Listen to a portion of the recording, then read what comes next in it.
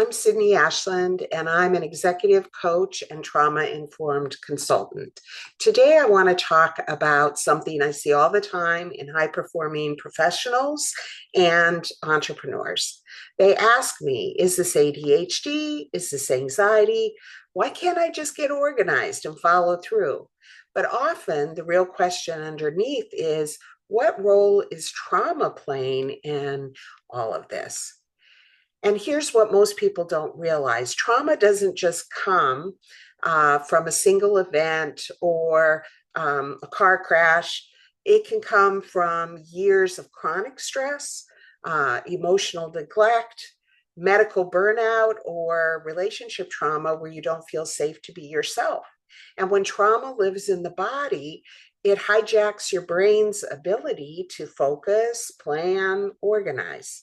So if you're struggling to stay on track, procrastinating, or ignoring, avoiding important tasks, getting easily overwhelmed, it may not be ADHD. It may not just be anxiety. It could be your trauma adapted nervous system that's trying to protect you. So let's talk about executive functioning in trauma. Executive functioning is where your brain's command center is located. It's responsible for planning, organizing, prioritizing, staying on task, regulating your emotions, and completing goals. So when you've experienced trauma, especially early or chronic trauma, your brain learns to prioritize survival and not structure. That means the part of your brain responsible for executive functioning, your prefrontal cortex, goes offline under stress. So you probably are starting to get what I'm talking about. It's when you know what to do, but you can't get started.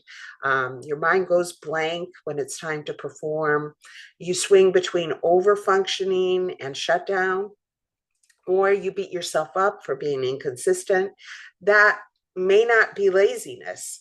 That could be trauma physiology. Now, how does trauma interact with ADHD or intersect? That's where it can get a little tricky because trauma can look like ADHD. When your nervous system is in constant fight, flight, or freeze, your attention jumps from one threat to the next. You can't focus. You feel like you're constantly interrupted or distracted. You lose track of time. And that's disheartening. But there's a key difference between ADHD, which is more of a neurodevelopmental hardwiring issue. Trauma-related symptoms are more context-driven. They often rise after burnout, medical stress, emotional abuse, or even prolonged uncertainty. So you can have both, but if trauma is in the mix, ADHD interventions may fall short. So anxiety is often the language of trauma. When your body doesn't feel safe, your brain fills in the blanks with fear, worry, overthinking. It's not that you can't focus, it's that your mind is focused on survival. So you might overanalyze your decisions, avoid tasks out of fear of failure, or feel like you're in constant danger, even when nothing is really wrong or going on. This kind of anxiety isn't necessarily disrupted by some conventional tools, but may need, safety, compassion, and trauma-informed support. So what does your nervous system need to feel safe? You don't need to push harder.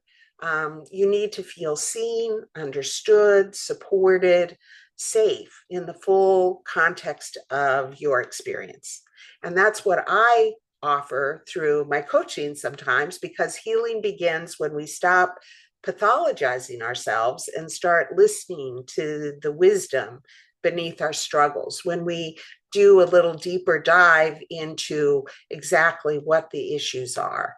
So I hope that's helped some of you who've had the question, is this executive functioning issue? Is this ADHD? Is this anxiety? Or is this my trauma talking?